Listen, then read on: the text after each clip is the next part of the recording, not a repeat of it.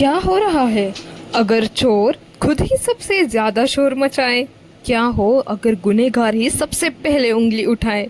आज की कहानी है एक ऐसे ही गांव की जहां सच छुपाता लेकिन ज्यादा देर तक नहीं। उल्टा चोर कोतवाल को डांटे। चलिए चलते हैं एक रहस्यमयी गांव चंदनखेड़ा की ओर। हरी भरी वादियों के बीच बसा था एक शांत और सुंदर गांव चंदनखेड़ा, जहां लोग सीधे साधे थे और जिंदगी सुकून से गुजरती थी। गांव की सुरक्षा की जिम्मेदारी थी कोतवाल वीरेंद्र सिंह के कंधों पर। सख्त थे लेकिन न्यायप्रिय भी। उनके रहते गांव में कोई भी बड़ी घटना नहीं हुई थी। कुछ दिनों से गांव में अजीब घटनाएं होने लगी।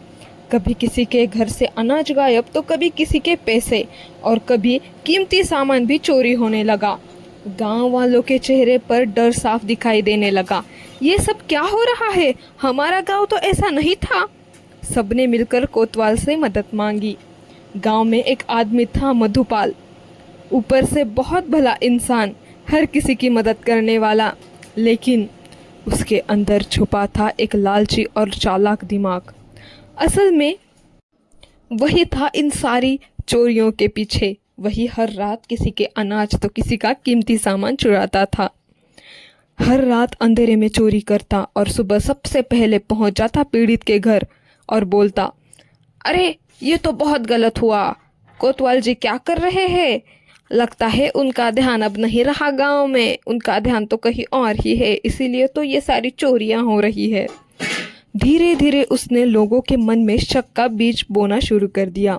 अब लोग सोचने लगे, अरे हाँ भाई, शायद कोतवाल अपना काम ठीक से नहीं कर रहे, इसीलिए तो इतनी चोरियां हो रही है, कितना सारा अनाज गायब हो रहा है। अगर ऐसा ही चलता रहा तो क्या होगा? एक दिन पंचायत बुलाई गई। सभी गांव वाले इकट्ठा हुए। तभी मधुपाल खड़ा हुआ और ऊंची आवाज में बोला, कोतवाल जी, अगर आप अपनी जिम्मेदारी निभाते तो ये चोरियां नहीं होती। पूरा माहौल एकदम शांत हो गया। कुछ लोग अब सच में शक करने लगे थे। कोतवाल वीरेंद्र सिंह सब सुनते रहे, लेकिन उन्होंने धैर्य नहीं छोड़ा। उस रात कोतवाल ने फैसला किया, अब सच सामने लाना ही होगा, बहुत हो गया। उन्होंने चुपचाप निगरानी शुरू की। गांव के हर कोने में, हर रास्ते पर नजर रखने लगे।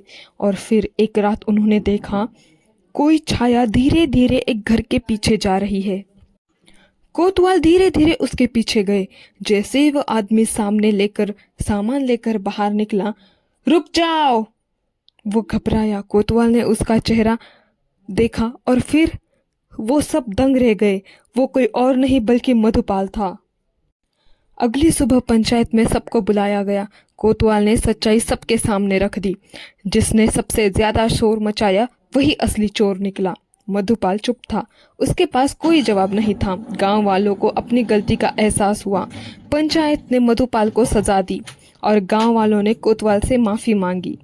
कोतवाल मुस्कुराकर बोले, याद रखिए, उल्टा चोर कोतवाल को डांटे, अक्सर सच छुपाने की कोशिश होती है। सभी गांव वाले कोतवाल जी से कहने लगे, कोतवाल जी, हमें माफ कर दीजिए। इस मधुपाल के झांसे में आकर हमने आपको बहुत तकलीफ दी, बहुत बुरा भला कहा, यहाँ तक कि आपके ऊपर हमने शक भी किया, मगर असल में तो सच कुछ और ही था।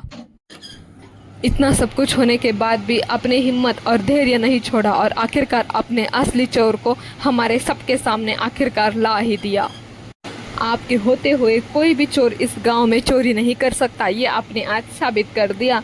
चोर कितना ही शातिर क्यों ना हो, आपने उसे अच्छा मजा चखा दिया।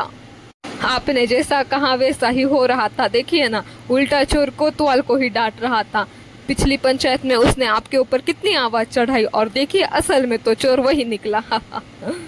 मगर कुछ भी कहिए कोतवाल जी, आपके धैर्य को मानना ही होगा, क्योंकि सबके शक होने के बावजूद भी आपने हिम्मत नहीं हारी और असली चोर को सबके सामने लेकर आए।